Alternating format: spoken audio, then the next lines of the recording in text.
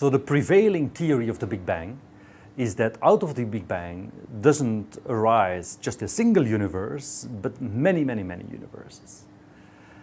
And people call this a multiverse. The usual picture of the multiverse is that globally it's like a fractal, like a mosaic of different little pocket universes, and each pocket is different from another pocket.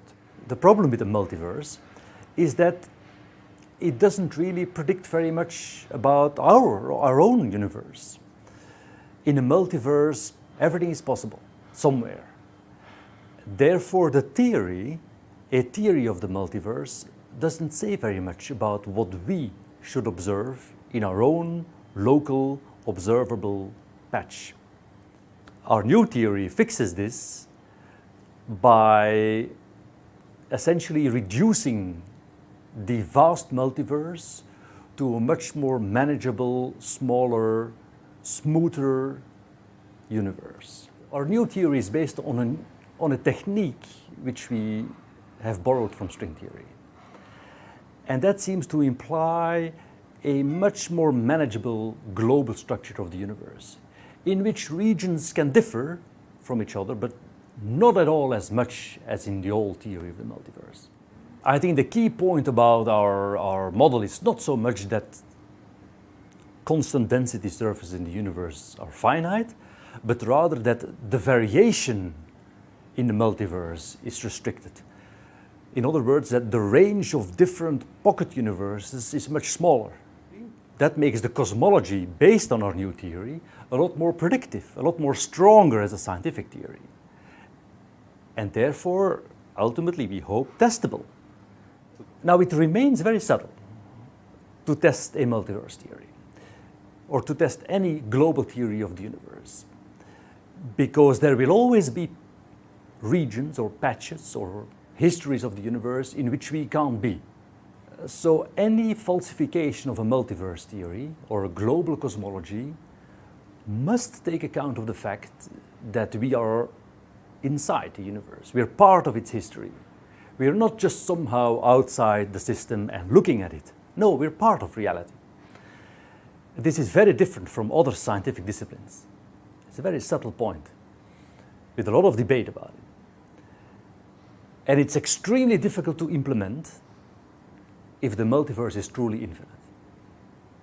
In our more manageable structure, which we propose, this comes taking into account our observational view, our viewpoint as observers within the universe will be much easier to implement. The early founding fathers of cosmology had a philosophical preference for a finite universe. They didn't have a concrete model of the Big Bang, of course, because quantum gravity hadn't been invented. But their philosophy is in line, I believe, with the model we propose. We are much more than you might think guided by our own local observations of the cosmos, our observations of our local patch of our universe. Those observations which allow us to reconstruct our cosmological history almost all the way to the Big Bang, those observations allow us to constrain our theories. And they're very much a guiding principle. Ultimately, of course, we will be interested in using our new theory not just to say something about the global structure of the universe, which is the topic of this paper, but also something about our local universe.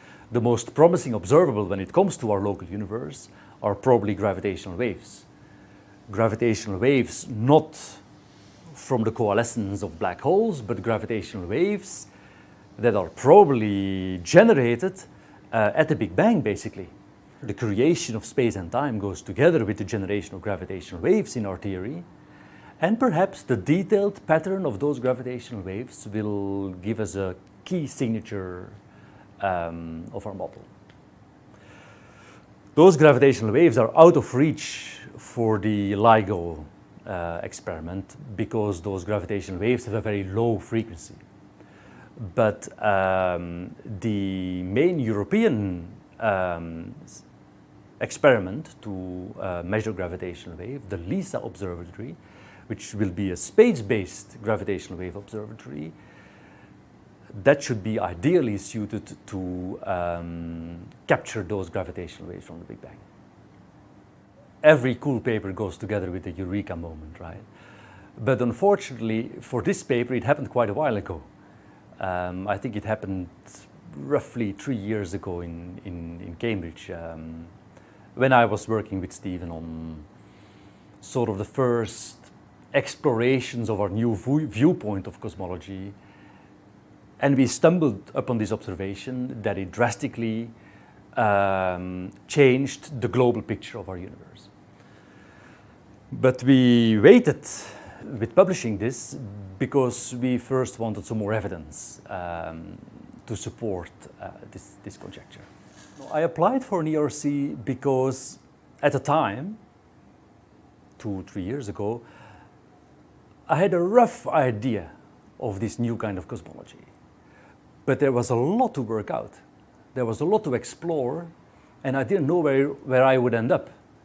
So this seemed to me like the ideal context for an ERC project. I had a clear idea what I wanted to do, and I did not know where I would end up. While pursuing the ERC projects, the gravitational wave discovery came along.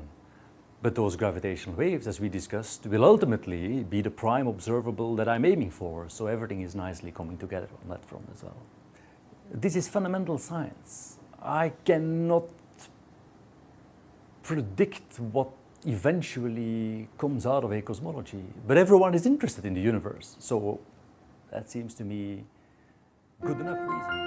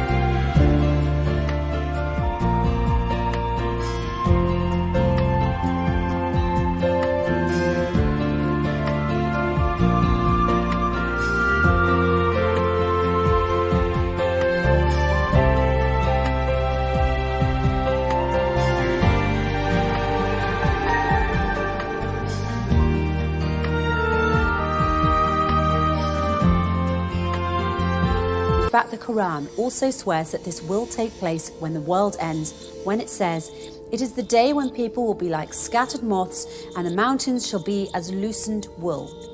People like moths and mountains like wool sounds like mass loss to me. But there's something else too. In chapter 81 of the Quran, a chapter where God describes in detail the events of the end of the world, there are two particular verses that are of great interest to us and what we've just learned. "So verily I, God, swear by clusters you can't see, as soon as they run, they disappear." That's the English translation, but the words used in the original Arabic are more nuanced than a translation can express. Three words in particular that are used in this verse are khunes and al-jawari al-kunes.